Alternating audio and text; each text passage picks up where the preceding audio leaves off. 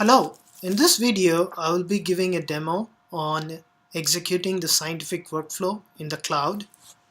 So I have opened here the workflow that contains 5 workflow tasks and 2 input data product and 1 final output data product.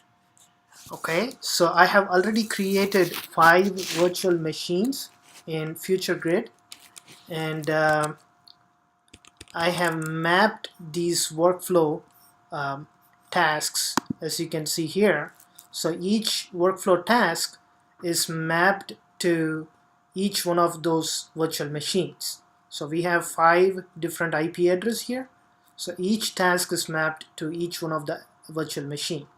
And I have logged in to each one of those virtual machine using SSH.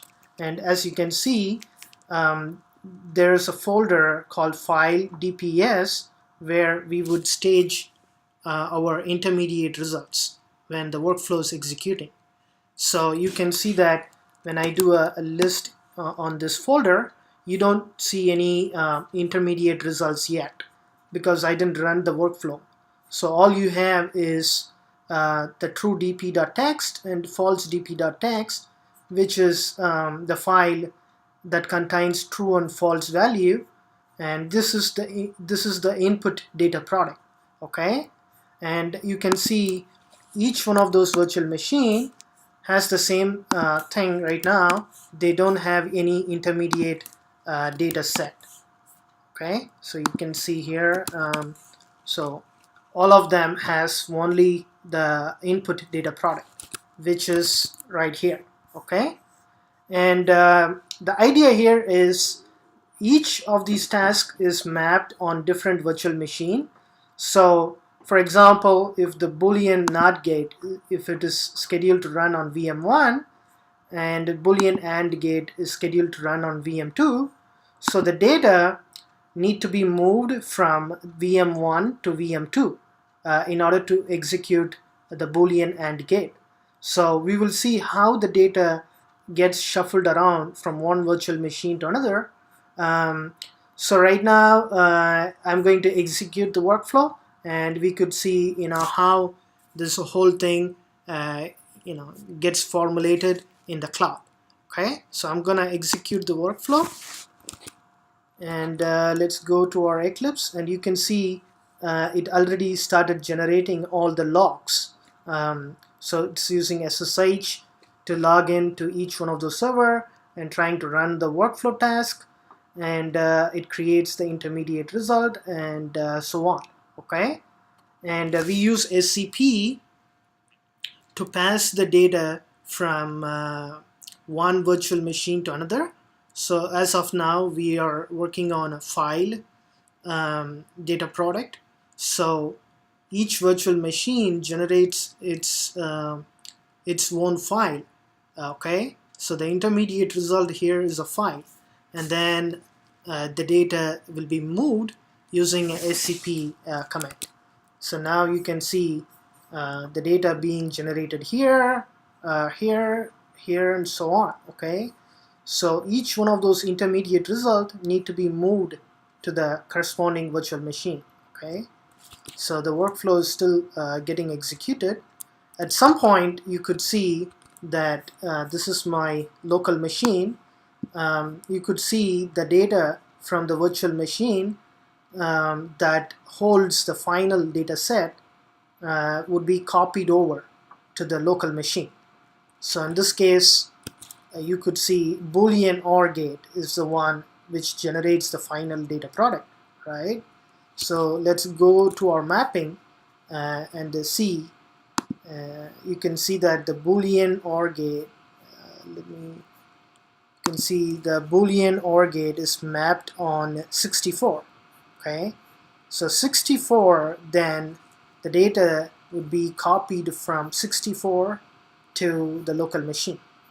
Okay, so yeah, the workflow is still getting executed, and now the workflow has been completed its execution.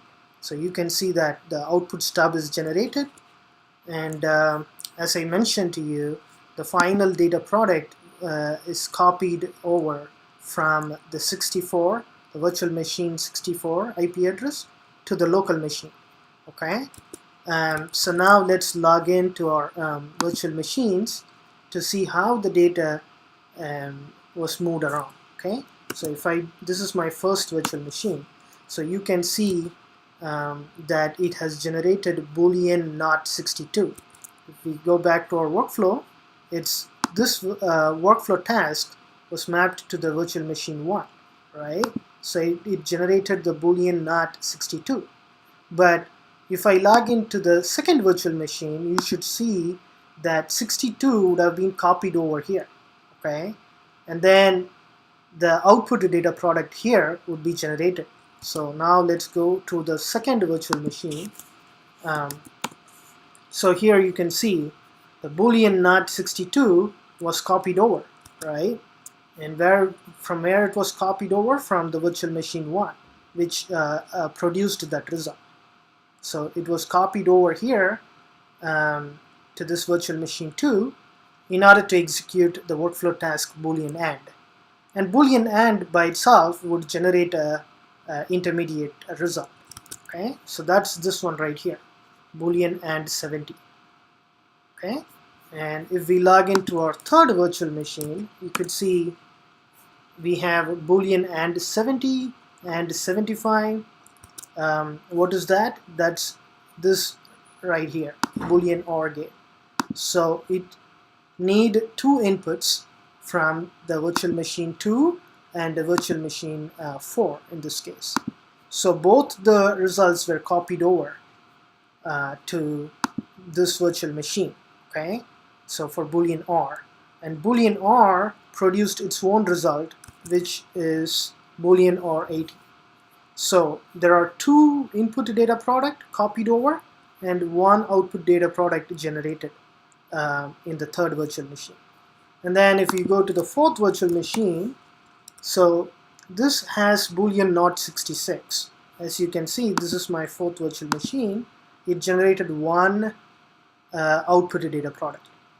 Okay, and then in Boolean AND, which is in the fifth virtual machine, you should see the Boolean not 66 would have been copied over here because it needed that input in order to execute Boolean AND. So let's go to the fifth virtual machine. You can see Boolean AND 66 was copied over and it generated Boolean AND 75. Boolean not 66 in fact was copied over and Boolean AND 75 was generated here on the fifth virtual machine. Okay, so this is how the data is shuffled around between the virtual machines in order to execute our workflow in the cloud. Okay, so the final data product, as I mentioned, was copied over from 64 to the local machine. So that one is right here. You could see this is on my local machine. If I go and try to open the file,